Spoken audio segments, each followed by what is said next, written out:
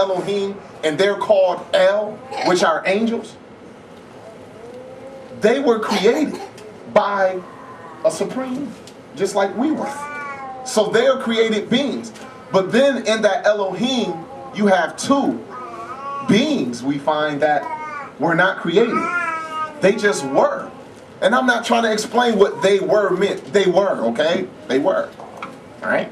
Now, these angels and what we later call or came to be known as the Father and the Son together, and however they interworked it, created and brought forth what we see with our physical eye, brothers and sisters. Okay? So, when it says that God created the heaven and the earth, as you go and read other things, it's going to make sense why it would be talking about a group of beings and not just this one being who did everything and made all the other beings and did this. The context of what we're going to read will give you the impression that some help was involved. Okay? Now, brother, in that definition, if you actually go down to number, is it 4:18? There is a word that is speaking to the singular idea of God. Like, I'm just talking about this one being. But it's all about context. And I believe the word is Elohua or something along them lines. I don't know. I think you got it there. You can say it better than I can. 433 in the Strongs. Eloah. Eloah. Okay. One is Eloah, one is Elo, which means a deity or the deity. Then they have God in small letter G, God. So the deity. So when you point into, like when the Lord would say, don't worship they worship their God Molech. He wouldn't say they worship the Elohim Molech. He would use this word to describe that particular deity, the Elah, or how did you say it? Eloah. You understand what I'm saying? But then if he talked about all the gods of the earth, then he would say the Elohim of the earth. Because he's talking and everything that can be called a god on earth, he's talking about it all in the group sense. And this is the expression of the Hebrew that I'm learning even more. It's the expression of the language. And so you Elohim, and then you got Eloah, Elo.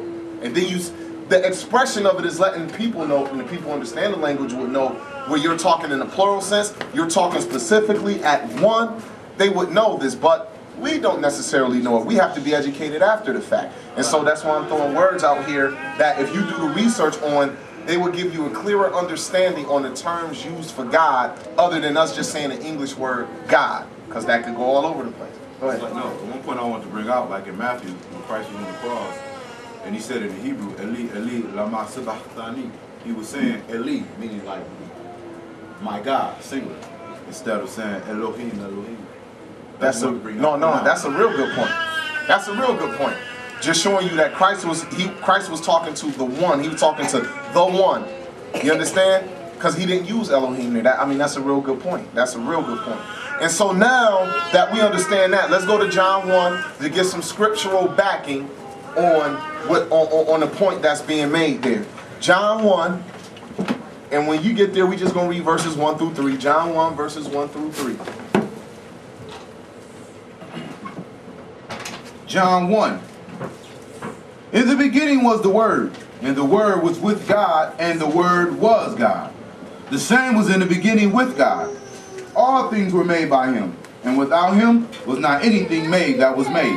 Okay, now just in these verses, brothers and sisters, written by the hand of the apostle, you see that there was God, right? And then you have what is called the Word. And it say, and the Word was with God. And the Word was God. So, am I missing it here, or do we see two beings here? Do we see two beings here? We see two beings here. But yet they are one in all the sense of the word, the same way that in man, you see two beings that make up man. But when man and woman are together, they are what? One. Do you see that? Male and female together in flesh and in spirit in agreement are one. But you can still point to the two. You have the Word that was God and the God who he was with. They are two, but yet they are one. Which is why the Hebrews will use the word Elohim expressing the plural sense of God, expressing more than one. Okay, let us go to Hebrews chapter 1 and verse 1 and 2. Go right over to Hebrews chapter 1, verse 1 and 2, and we'll move on. But I just want to express the idea of what we understand God to be in creating the heavens and the earth. Because I've heard everything that he used the angels. The angels are the ministering spirits that was with him that he created. And these beings, he gave power to do things. That's why in Revelation, when John seen his visions, he was seeing an angel that had what? Power over fire. He seen another that had the power over the sun. Seen another one that had the power over this, the power over that. So the Lord give them the ability, if he give them the commandment to do something to the sun, do something to the moon, do something to the stars, do something to the sea, do something to the earth, they have the ability to do it, right? We see that the prince of the power of the air, the wicked, Malachim, we see that he actually has the ability to manipulate the elements of the earth and bring tornadoes, windstorms. What did he do to Job? Didn't he hurt Job? He brought hurricanes and tempests and storms and killed his sons in them. Had lightning come out the sky and thunderbolts and kill his cattle. So do you see how that being had the ability and power over the things of the earth? But then you also see in the book of Jonah, when the Lord actually, Jonah tried to run from the Lord, it was a tempest and a storm that stirred up the sea, and it almost broke the ship in half, right? And once Jonah got through in there, the tempest stopped, showing you that a higher being has power and control over that. But the Messiah even showed something when not only did he walk on water, but when they were scared and he and the ship sleep, and they like, Lord, we coming close to the land, we gonna die. He come out the ship, waking straight out of sleep, like, man, y'all got little faith. And he talked to the storm and the ocean, and it stopped. And he's like, what manner of man is this where even the winds and the storms obey him? So do y'all see what I'm trying to point out? This Elohim, we don't understand that fully, but it's there and it exists. And that's the point we're trying to make. So as we go into this creation, we have the idea of a group of species that we can't really point out all understanding about, and they did something. But at the head of that is the supreme Elohim, or whatever the word you may say to describe him, but yet when you describe them, you got the word to describe them. So Hebrews 1, verse 1 and 2. Hebrews 1. God, who hath sundry times and in divers manners spake in the time past unto the fathers by the prophets, having these last days spoken unto us by his Son, whom he hath appointed heir of all things, by whom also he made the worlds. Okay, I just wanted to read that there. So this is talking about Messiah, right?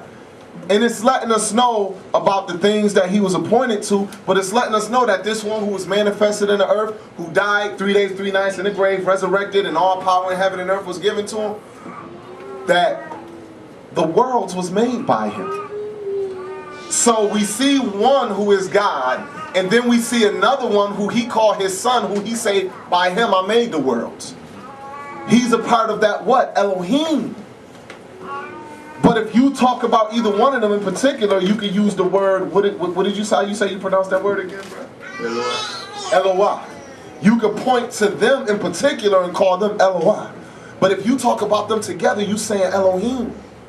And this is something we got to keep in our mind. Now, let's move on, because that's enough of that. Any questions or anything you want to add to it, God willing, we'll have time for that at the end of this. Let's go back. Go ahead. No, go ahead. We're going into it, actually. We're about to go into it right now. Brother, if you would, actually go back to Genesis 1, and now we're going to read verse, we're going to read verses 6 through 8. Genesis 1, verse 6. And God said, let there be a firmament in the midst of the waters, and let it divide the waters from the waters. And God made the firmament, and divided the waters which were under the firmament from the waters which were above the firmament, and it was so. And God called the firmament heaven. and evening and the morning.